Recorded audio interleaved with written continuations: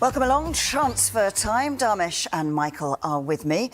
Dharms, let's start at Manchester United. Tell us about this exodus. Yeah, this is quite big news, actually. All of these players that you can see behind us, Marcus Rashford, Jadon Sancho, Alejandro Garnacho, Antony, Tyrell Malacia, have all informed, we understand, Manchester United that they want to leave the club. Now, as a result, Manchester United have actually delayed their return date to pre-season. The rest of the squad are expected back on Monday, on Monday, July the 7th, to return to pre-season. But all 5 of these players have been granted a delay so that they can try and sort out a solution for their future.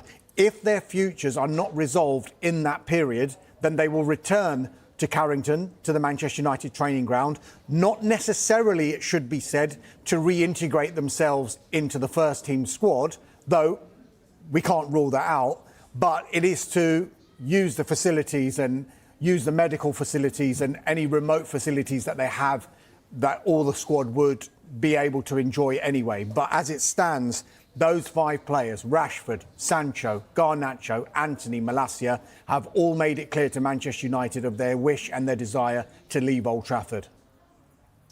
And the interesting one as well, you know when your futures might be not at the club you're at, is when your number is taken away. What we also found out this afternoon, Matheus Cunha will now have that number 10 shirt, the famous Manchester United number 10 shirt, which Marcus Rashford has had since 2018. Now, Cunha was done so earlier, you forget what potentially a huge signing this could be for Manchester United, and it looks like he will wear that number 10 shirt, and we are told that Rashford was told about this earlier this summer.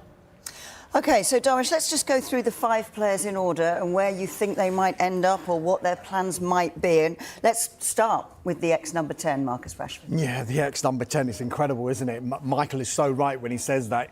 Nothing says that you're not longer part of the club's plans, then, yep, there's your number.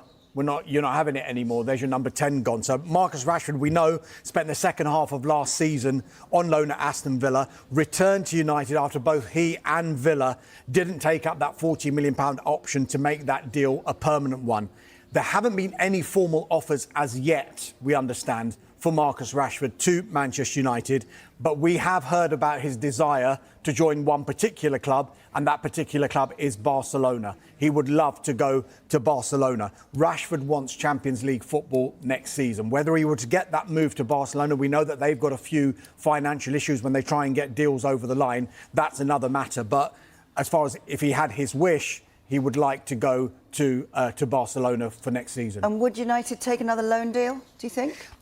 Look, the ideal scenario for all 5 of these players is for Manchester United to get permanent deals done for them, because the way we're looking at their window at the moment is that they had a budget to bring in the likes of Matheus Cunha, and I'm sure Michael will talk about Brian Mbeumo in a moment. Thereafter, they do still want to strengthen that squad, but it's felt that to really go big again in the transfer window, they would need to make sales.